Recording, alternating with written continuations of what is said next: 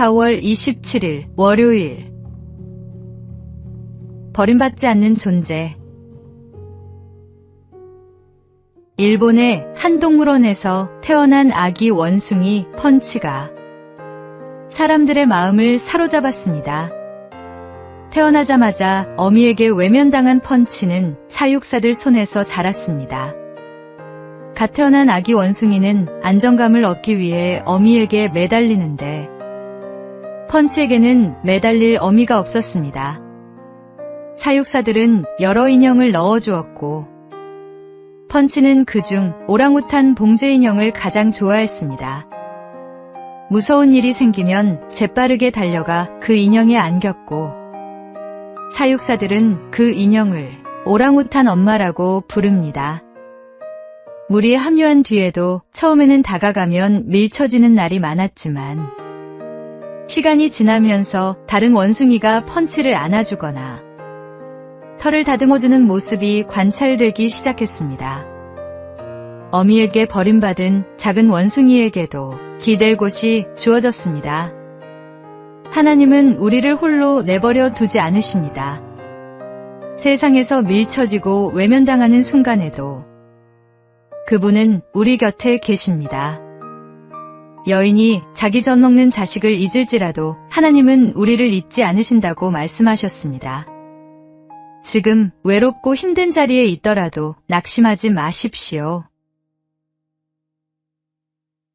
오늘의 말씀. 내가 결코 너희를 버리지 아니하고 너희를 떠나지 아니하리라 하셨느니라.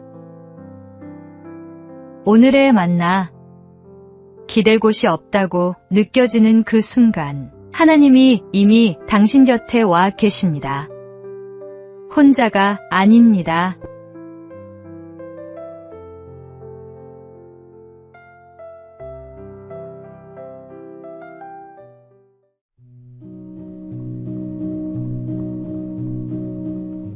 (4월 28일) 화요일. 기도의 열매. 거창한 결단이라기보다는 매일 드리는 기도 제목이 행동으로 이어졌을 뿐입니다. 강릉의 한 장로가 지역병원에 2억 원을 기부했습니다. 기부금은 경제적 사정으로 치료가 어려운 소아 환자를 돕는 데 쓰일 예정입니다. 그 결단 뒤에는 깊은 아픔이 있었습니다. 2021년 태어난 큰손주가 소아암 판정을 받고 2년 가까이 치료를 받다 하나님 품으로 갔습니다. 치료받을 형편이 주어진 것만으로도 감사했지만 경제적 이유로 치료를 망설여야 하는 가정을 생각하면 마음이 놓이지 않았다고 합니다. 손주를 떠나보낸 슬픔을 원망으로 삭히지 않고 같은 아픔을 겪는 이들을 향한 사랑으로 바꾸어낸 것입니다. 고통이 사람을 다치게도 하지만 이렇게 열리게도 합니다. 그는 교회와 장로라는 이름을 굳이 함께 밝혔습니다. 다른 성도들에게도 작은 도전이 되기를 바라는 마음에서였습니다. 이웃의 고통 앞에서 신앙이 무엇으로 응답해야 하는지 함께 고민했으면 합니다. 매일 아침 아내와 함께 드리는 예배에서 그는 기도합니다. 하나님의 사랑을 이 세상에 전하는 사람이 되게 해달라고 말입니다. 기도가 삶을 바꾸고 삶이 세상을 바꿉니다. 오늘의 말씀.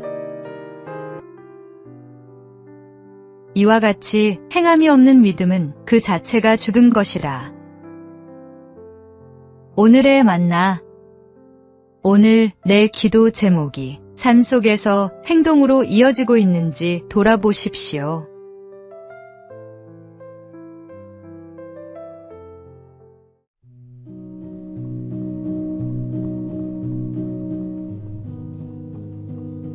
(4월 29일) 수요일.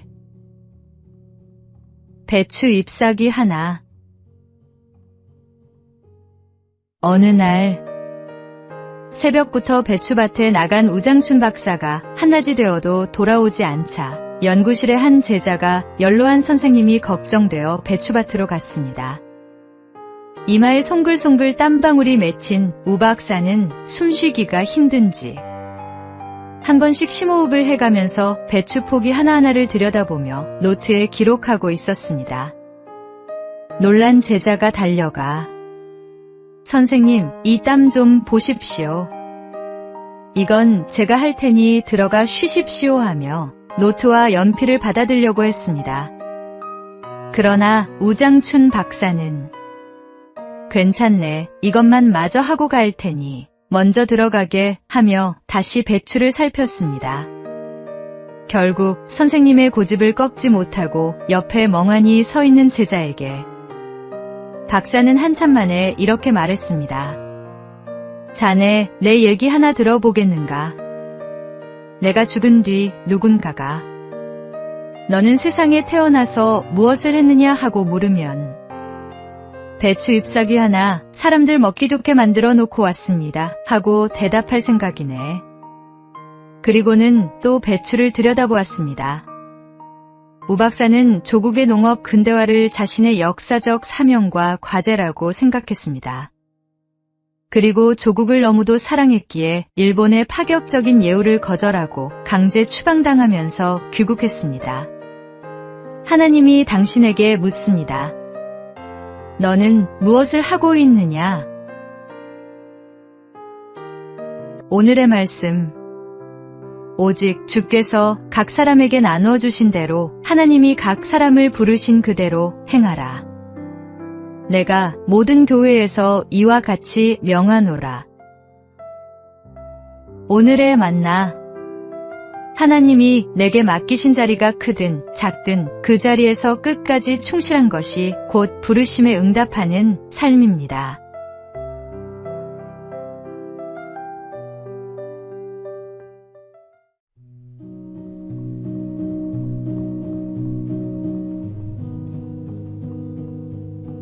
(4월 30일) 목요일. 가장 중요한 준비. 부잣집에 어리석은 종이 한 명 있었습니다. 심성은 착했습니다.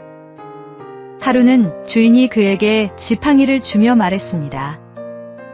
너보다 더 어리석은 사람을 보면 이 지팡이를 주어라. 종은 수년이 지나도록 자신보다 어리석은 사람을 찾지 못했습니다. 세월이 흘러 주인이 중병에 걸렸습니다. 아무래도 이 세상을 떠날 것 같다. 종이 물었습니다. 무슨 준비를 할까요? 주인은 아무것도 필요 없다며 낙심만 했습니다. 그때 종이 지팡이를 꺼내 주인에게 건넸습니다.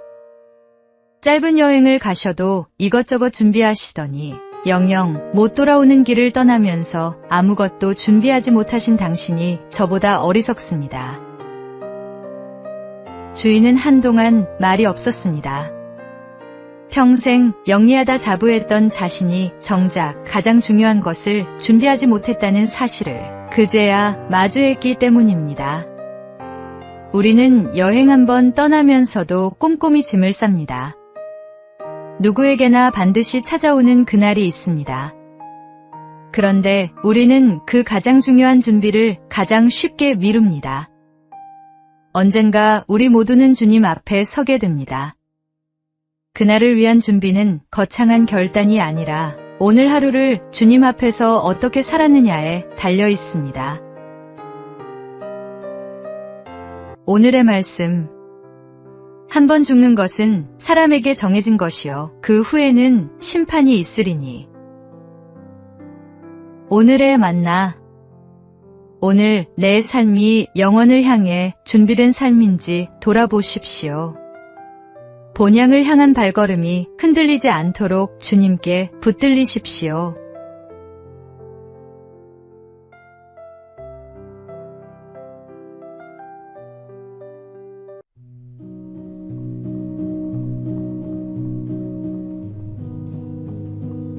(5월 1일) 금요일. 혼자 먹는 밥상. 최근 우리 사회에서 혼자 밥을 먹는 혼밥이 점점 일상이 되고 있습니다. 통계에 따르면 전체 가구의 4분의 1이 혼자 사는 1인 가구라고 합니다. 의사들은 혼자 밥을 먹는 사람이 가족과 함께 먹는 사람보다 스트레스가 높고 신장 불안과 우울감이 더 크다고 말합니다. 함께 먹으면 20분 걸리는 식사가 혼자 먹으면 15분 이내로 줄어듭니다. 급하게 먹으면 소화에도 부담이 되고 음식이 주는 기쁨도 반감됩니다. 무언가를 먹는 시간은 인간의 가장 기본적인 욕구를 채우는 행복한 순간입니다. 함께 먹는 자리에서는 마음이 열리고 몸에 정서적으로 유익한 호르몬이 생성되기도 합니다. 함께 식사하는 사람들 사이에 친밀감이 더 깊어지는 것도 바로 이 때문입니다. 예수님은 많은 이들과 함께 떡을 떼며 음식 나누기를 즐기셨습니다. 기도는 홀로 한적한 곳에서 하셨지만 식사는 늘 함께 하셨습니다. 어린이날, 어버이날, 스승의 날 등 갖가지 기념일로 채워진 5월은 함께 밥상을 나눌 기회가 많은 달입니다. 천천히 맛있게 먹으며 넉넉하게 대화하는 습관이 우리 가정과 사회를 한층 밝고 따뜻하게 만들어줄 것입니다. 오늘의 말씀. 볼지어다 내가 문 밖에 서서 두드리노니 누구든지 내 음성을 듣고 문을 열면 내가 그에게로 들어가 그와 더불어 먹고 그는 나와 더불어 먹으리라. 오늘의 만나. 오늘 누군가와 밥 한 끼를 나눠 보십시오. 그 작은 밥상이 때로는 말보다 깊은 위로가 됩니다.